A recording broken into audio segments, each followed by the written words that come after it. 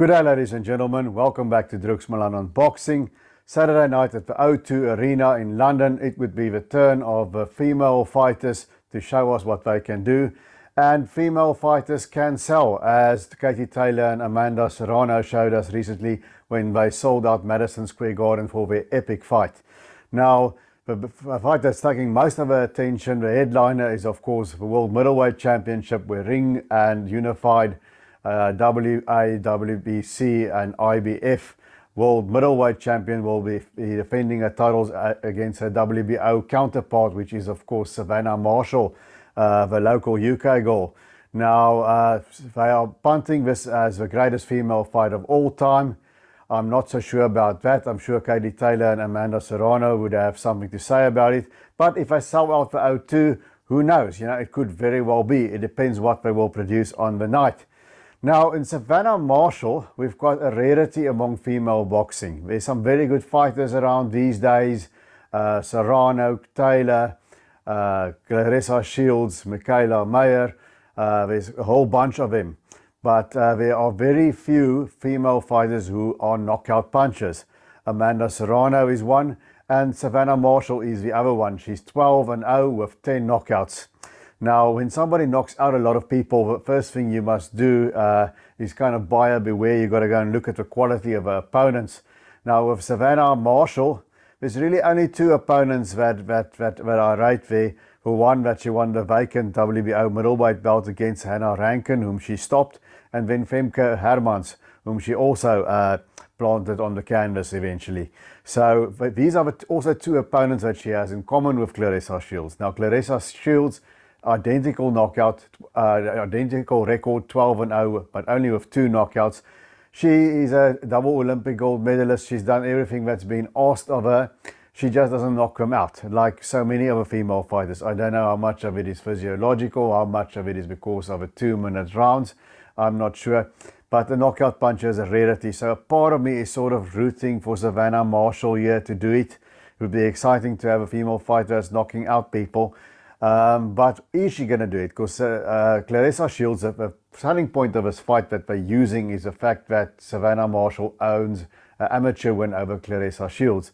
But you got to think that was a 17-year-old Claressa Shields. That was amateurs. Those were 3 rounds, bigger gloves. So I don't think you can really take too much of it. It's a great marketing ploy, but if Savannah Marshall can use it to give herself confidence, and she should, but if it gives her too much confidence, then she's going to be sadly mistaken on the night at the O2 on Saturday.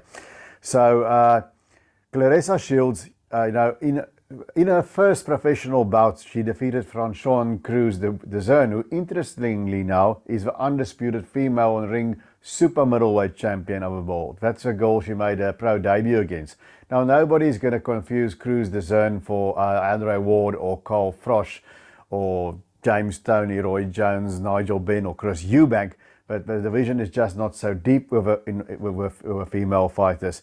But still, it's a good pro debut for Shields, and she went on to win world titles in 3 weight divisions in descending fashion. She first picked up 2 belts at super middleweight, went down to middleweight, unified the entire middleweight division. That happened against Christina Hammer, and obviously grabbed the ring title in the process. And then she moved down to the junior middleweights, where she unified that division as well, and also became the ring champion. That's how she had to vacate one of the belts that Marshall picked up. And now she's back at middleweight. Now, last fight against Emma Kozin at middleweight, she looked great to me. Claressa Shields looked even better to me at junior middleweight. I think she's better the lighter she is. And she's got quick hands. She's got a full skill set. She can fight. She can box on the back foot. She's got all the attributes necessary. She just doesn't have that big punch, that power. Now, if we look at Savannah Marshall, she's trained by Peter Fury.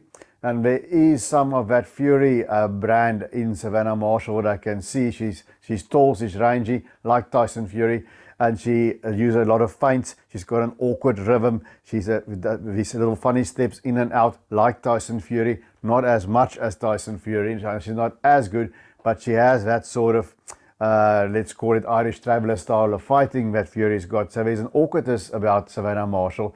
And there's also, she's got good punch variety. A lot of tall fighters, they sit behind the jab and drop in the right hands and don't do much else. But she'll go to the body. She throws hooks and uppercuts to the body. She's got a good uppercut on the inside, a sort of a sweeping uppercut. There's a lot of different things that Savannah Marshall does. She just doesn't have a resume to compare in the same number of professional fights to Claressa Shields. And you guys all know how big I am on quality opposition. In that aspect, Claressa Shields is streets ahead of her. But then on the other hand, the two common opponents, Femke Hermans and Anna Rankin, Claressa Shields box rings around them, completely sort of dominated and befuddled them, while Marshall has knocked them out. So you can't make that comparison because fighter A knocked out the guys that's fighter B won on points, therefore A beats B.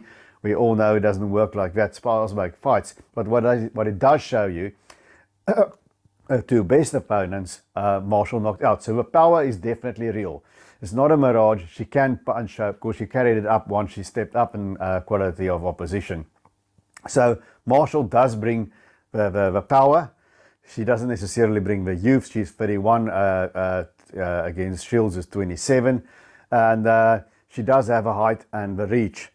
But has she been to deep water? How will she react when she's not winning in a fight? That is what we have to see from Savannah Marshall. But incidentally, that's what we'll have to see as a professional from Claressa Shields as well. You know, she's never been close to losing if you look at the form book. It wasn't always pretty, it wasn't always the most exciting, but she's never been close to losing, as was Marshall, also never been close to losing. So let's see if these two ladies can drag each other into the trenches and what will happen then. Now, for Savannah Marshall to win this fight, she's got to use what she's got, which is the height and the reach and the power. So she's got to make that jab work somehow. If she doesn't catch Marshall on the head, as I always say, jab here to the chest, jab to her body, use her body shots against Shields as well. Marshall needs to dig in that body whenever she gets a chance, because Claressa Shields, she does have a speed advantage. She's quicker than Savannah Marshall, unless my eyes are deceiving me.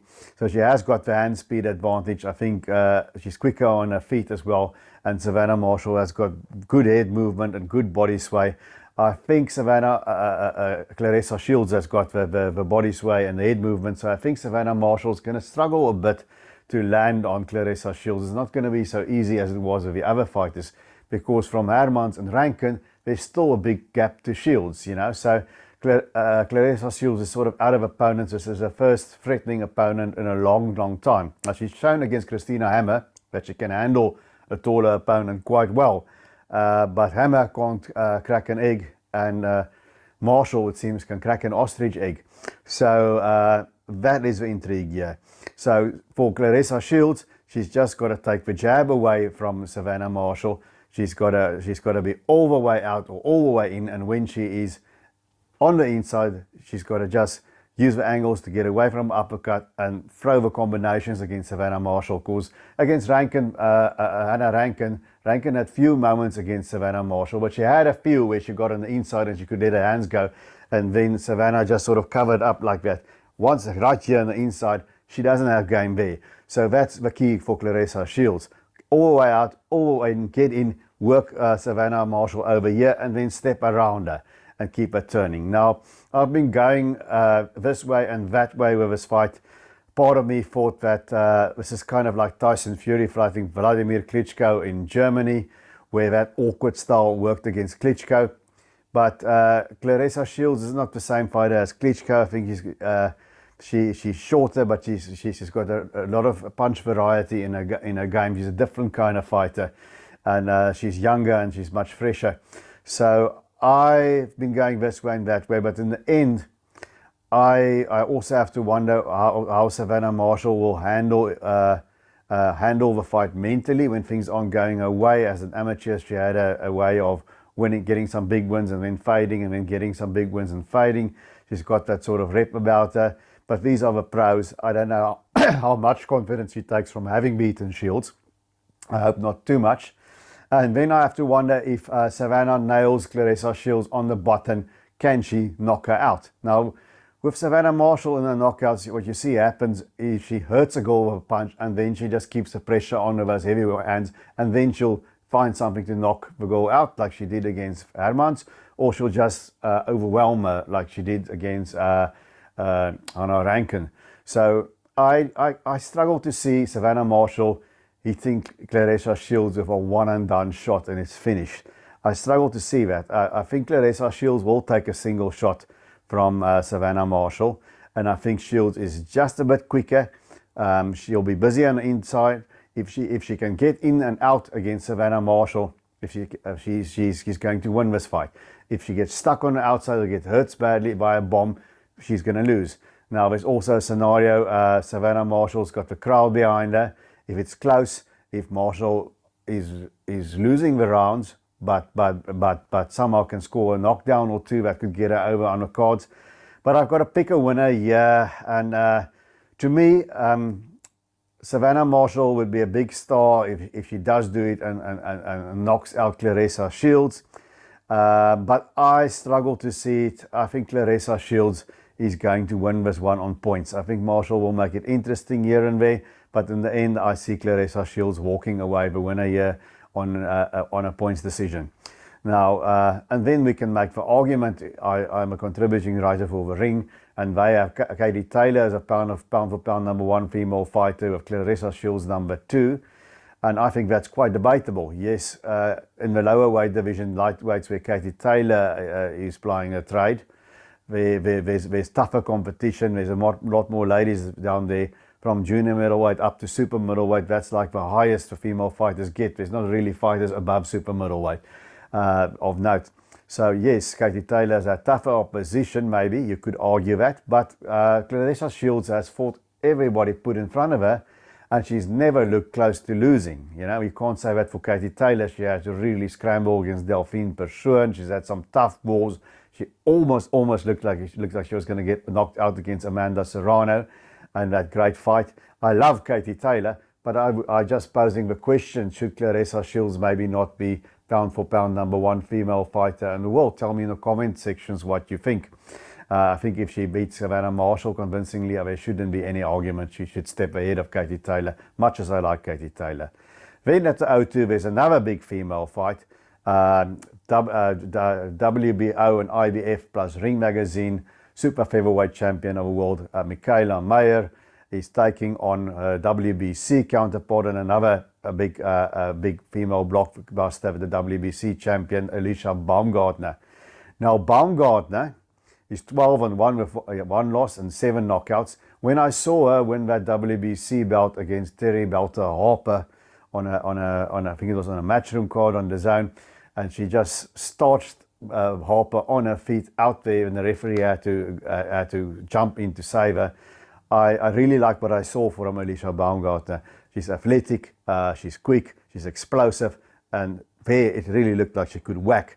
But then I have to wonder, was that really a bit of a mirage in the desert? Because now Terry Harper's up 2 divisions. Perhaps she was pulling a lot of weight. Fighters that pull a lot of weight, they lose their punch resistance also a little bit. Mikaela Meyer, 17-0, 5 knockouts, represented America at the Olympic Games. And she has, in contrast to Savannah Marshall, Claressa Shields have never really been forced as professionals to dig deep. Mikaela Meyer had to do that against Maiva Hamadouche, the French girl, when she was in an absolute war, and she had to go through the trenches and just grit it out and keep punching back and just land the better shots and squeeze home against Hamadouche. If you've never seen that, Mikaela Meyer against Maiva Hamadouche, go check it out on YouTube. I won't say it's as dramatic as Taylor against Serrano was, but it's a very, very, very good fight. Never mind a female fight. They went hammer and tongs for 10 rounds. And I think Meyer learned a lot in that experience. And in the last fight against Jessica Hahn, she also won well enough. She's got quick hands. She's got lightning fast combinations. And she can take a shot too. So far, she's been able to take a shot. Can she take Baumgardner's shot? That's what we have to see. Now, I think Alycia Meyer, she's a little bit better when the other girl comes towards her, as opposed to chasing her down like she had to do against Jennifer Hahn. She struggles a little bit with cutting over ring, and she sort of goes in a straight line sometimes. So I think Baumgartner's strategy, she's the shorter one. Meyer's got the height and the reach. So Baumgardner should go and try and make Mikaela Meyer come towards her and walk her into shots, try and counter her and hurt her with something. Because I think if it's a distance fight, which it probably might be, I think Mikaela Meyer, her pace is just too high for Alycia Baumgardner. Baumgardner is going to have to land the counters, and she's going to have to stop Meyer in her tracks so that she takes her off a game plan, that constant rat-a-tat combinations that Mikaela Meyer does. Now, Baumgardner, to me, as impressed as I was against Sterry Harper, I was not impressed with her in the next fight against Soledad Matisse. You know, she dominated well enough, and what was that chaos in the corner as well? Everybody shouting and screaming, 100 instructions all at once. What was that about? But she won well enough against Matisse, but, you know, Matisse was an aging fighter, and I think she should have stepped on the gas and at least try and get Matisse out of there. Now, maybe she also fights up to the level of her opposition, and I'm sure she's going to bring an A game against Mikaela Meyer. It's also almost a pick and fight. Meyer should be the slight favourite. Baumgardner does have that one loss to Cristina Linardartu. So she can get hit. If Baumgardner is sort of bullied and forced on the back foot and she's not in control, she looks a bit flustered. But let's see what she'll do here.